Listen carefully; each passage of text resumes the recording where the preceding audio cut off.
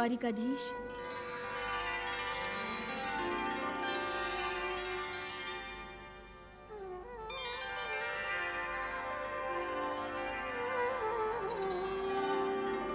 प्रभु, क्या आप मेरी परीक्षा ले रहे हैं? प्रेम स्वयं एक परीक्षा है देवी। कौन है? कौन है जो बोल रहा है? मैं आपकी आत्मा हूं देवी।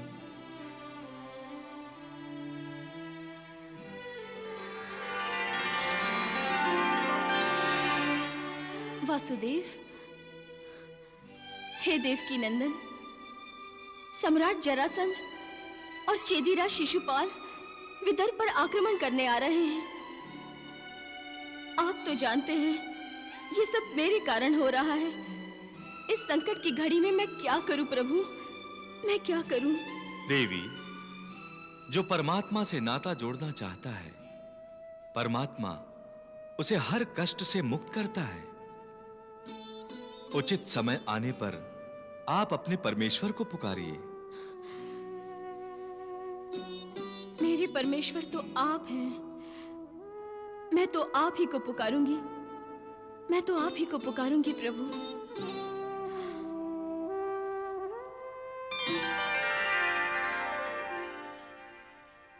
क्या समाचार लाए हो गुप्तचर?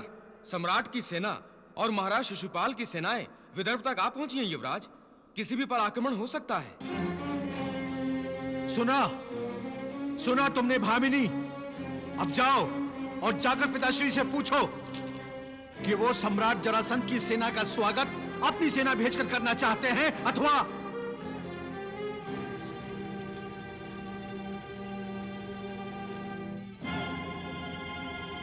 सम्राट जरासंध का स्वागत स्वयं मैं करूंगी। तुम स्वागत करोगी? अर्थात तुमने अपना हठ छोड़ दिया और तुम? मेरा हठ और विश्वास दोनों और भी दृढ़ हो गए हैं भैया। विश्वास? किस पर विश्वास? अपने प्रेम पर। रुक्मिणी,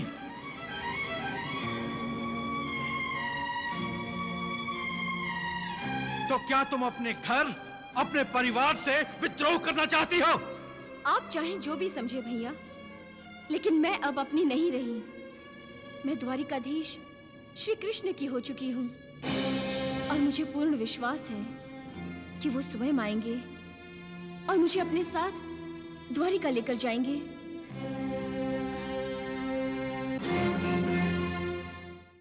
कितना विश्वास है रुक्मिणी को श्री कृष्ण पर प्रभु, और अपने आप पर भी।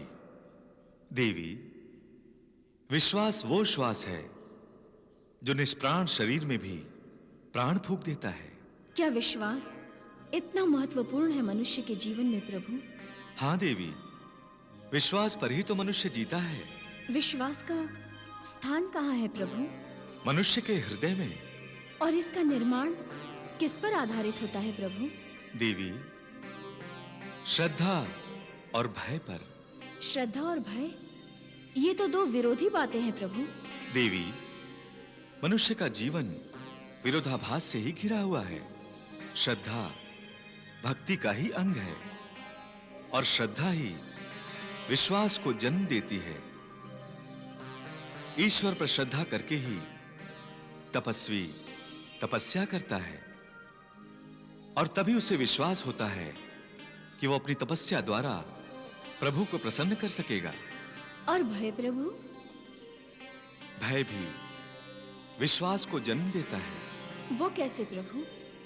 भीष्मक और रुक्मी के मनों में यह विश्वास हो गया है कि जरासंध अजेय है, क्योंकि जरासंध ने अपने सामर्थ्य और शक्ति से उनके मनों में भय उत्पन्न कर दिया है और उन्हें विश्वास हो गया है कि जरासंध कुछ भी करने की क्षमता रखता है। देवी, ये अंधविश्वास है जो विनाश को ही न्योता देता है।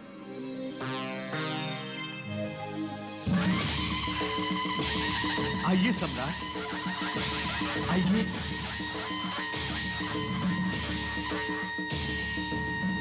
आइए चेदीराज।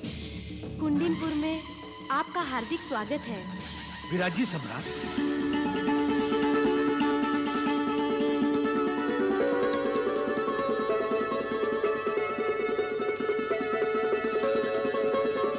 महाराज भीष्मक, मेरी शुभकामनाएं। आपके आगमन से विदर्भ धन्य हो गया सम्राट, और ये राजभवन पवित्र हो गया। मैं भी धन्य हो जाऊंगा महाराज भीष्मक, जब आपकी कन्या मेरी पुत्र वधू बनेगी।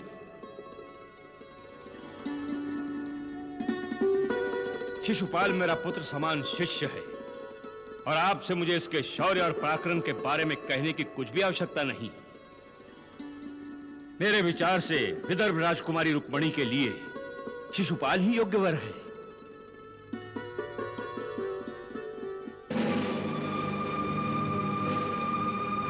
आपकी पुत्री रुक्मणी हमारे स्वागत के लिए नहीं आई।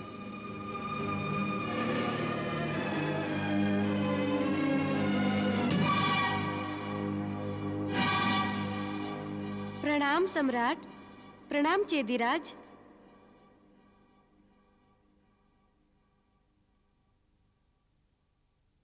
ये राजकुमारी रुक्मणी,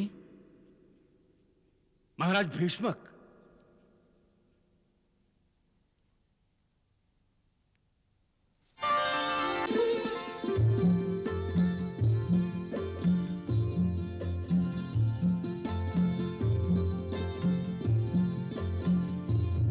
प्रणाम सम्राट।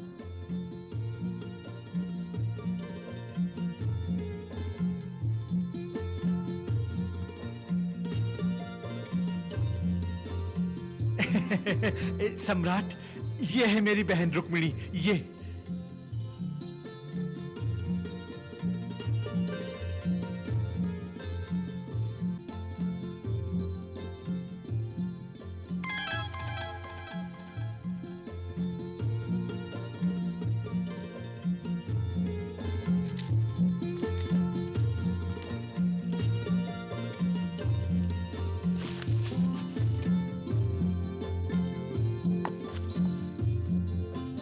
ये मेरी पुत्र वधू राजकुमारी रुक्मणी के लिए मेरा आशीर्वाद है।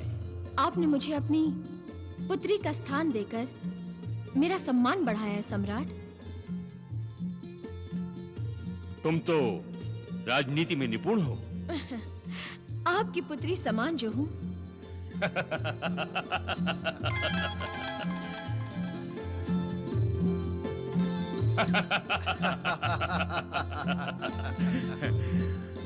आपकी पुत्री चतुर है महाराज भीष्मक। विवाह के पश्चात चेदिराज को अपने प्रधानों से परामर्श लेने की आवश्यकता नहीं रहेगी। पत्नी प्रधानमंत्री के समान ही होती है सम्राट।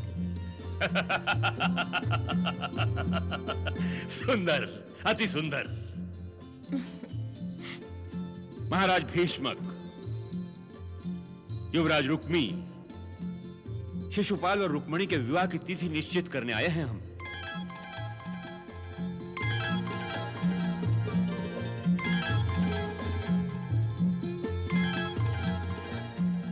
राजकुमारी रुक्मिणी, तुम बहुत भाग्यशाली हो जो तुम्हें चेदिराज शिशुपाल जैसा योग्य वर मिल रहा है।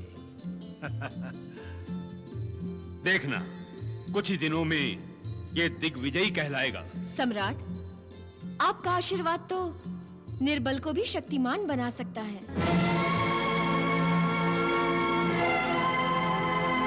परंतु दुख की बात है, आपका आशीर्वाद भी है और स्वयं सम्राट भी अपने परम शत्रु वासुदेव श्री कृष्ण पर 17 बार आक्रमण करने पर भी उन पर विजय प्राप्त नहीं कर सके।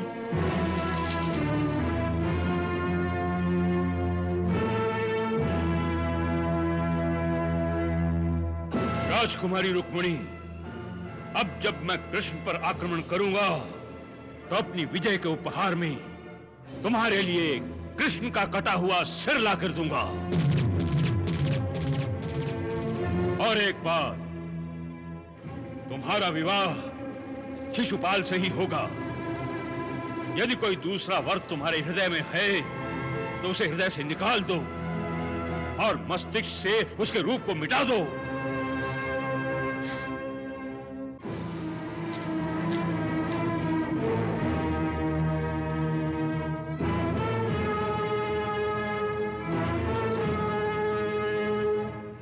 मेरा उपहास किया ना तुमने, परंतु वो वासुदेव मुझे कभी नहीं जीत सकेगा, क्योंकि मैं अजेय हूं। युद्ध में मुझे कोई नहीं जीत सकता। ये जरासंध का वचन है कि जिस दिन तुम्हारा और शिशुपाल का विवाह होगा, उसी दिन कृष्ण का अंत होगा।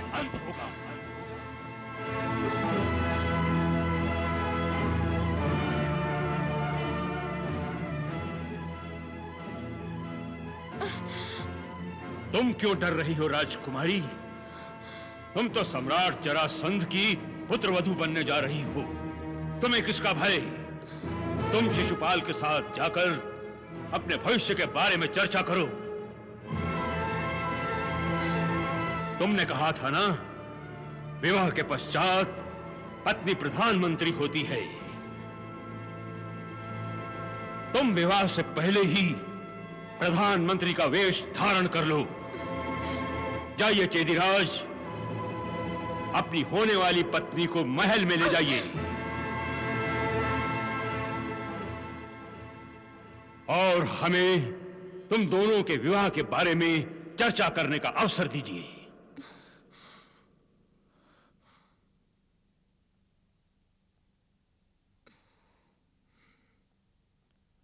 आइए चेदीराज।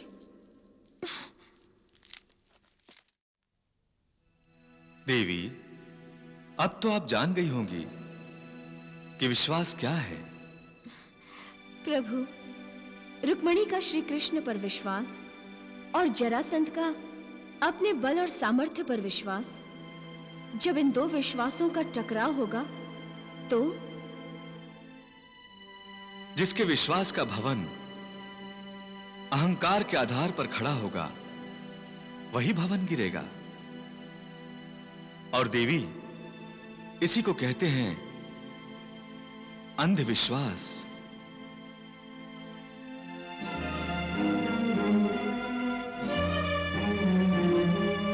क्या देख रहे हैं चेदीराज?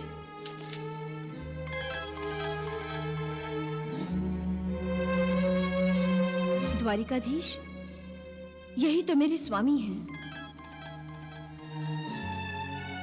जैसा आशीर्वाद आपको सम्राट जरासंध से प्राप्त हुआ है, वैसा ही आशीर्वाद मुझे द्वारिकाधीश श्री कृष्ण से मिला है।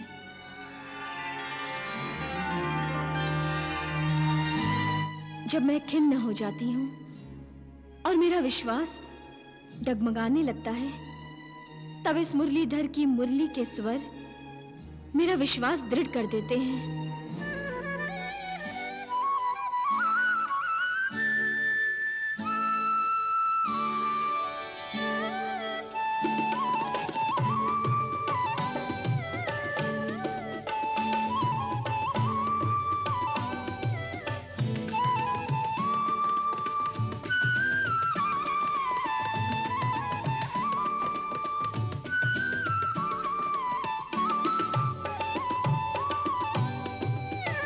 नहीं चेदीराज, ये बांसुरी मेरी सखियां नहीं बजा रही। ये बांसुरी तो स्वयं वासुदेव श्री कृष्ण बजा रहे हैं।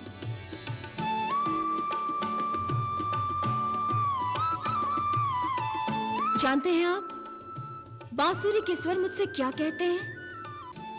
मुझसे कहते हैं कि सम्राट जरासंध आए हैं तो क्या, तुम दबाव में ना आना। तुम कुछ अधिक नहीं बोल रही हो? तुमने पहले भी काकाश्री के सामने मेरा अपमान किया है रुक्मिणी।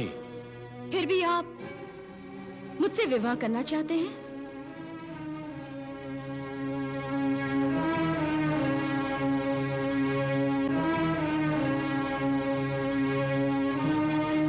विवाह तो मैं तुम्ही से करूंगा रुक्मिणी। ये जानते हुए भी कि मैं द्वारिकाधीश से प्रेम करती हूँ? हाँ। क्या यही पौरुष है आपका? रुक्मिणी! ना करने के स्थान पर सम्राट जरासंध को ले आए अपने साथ, मेरे माता पिता पर दबाव डालने के लिए। चेदीराज, दबाव डालने से नारी का हृदय नहीं जीता जा सकता। हृदय ना सही, परंतु नारी को तो जीता जा सकता है, और मैं तुम्हें जीतूंगा और फिर प्रत्येक अपमान का प्रतिशोध लूंगा रुक्मिणी। क्या यही संस्कार दिए हैं सम्राट जरासंध ने आपको? जिनके आप शिष्य हैं? मुझे चाहे जो भी संस्कार मिले हो रुक्मिणी, परंतु विवाह के पश्चात तुम अपने सारे संस्कार भूल जाओगी। संस्कार कभी नहीं मिटते चेदीराज। जीवात्मा अपने पूर्व जन्म के संस्कार लेकर ही नया जन्म लेता है। यह आपको काकाश्री ने नहीं सिखाया? काकाश्री ने एक बात मुझे अवश्य सिखाई है कि अपमान को कभी नहीं भूलना चाहिए और अपमान करने वाले को भी दंड देना कभी नहीं भूलना चाहिए। आप मुझे दंड देंगे क्या? मैं तुमसे विवाह करूंगा और यही तुम्हारे लिए दंड होगा। तुम्हें जो मनमानी करनी है विवाह से पहले कर लो, फिर कुछ करने को नहीं मिलेगा। और तुम्हारा और मेरा विवाह अब निश्चित है। इसे कोई नहीं बदल सकता रुक्मिणी, कोई नहीं।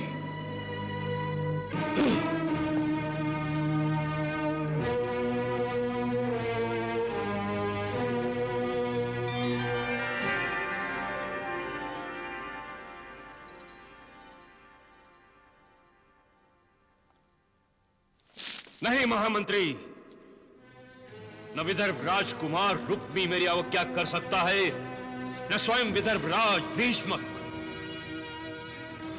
किंतु विदर्भ राजकुमारी रुक्मिणी पर अब मुझे विश्वास नहीं, क्योंकि अप्रत्यक्ष रूप से उसने हमें भी चुनौती दे दी। इतना बड़ा दुस्साहस आपने उस चुनौती को सहन कैसे कर दिया महाराज?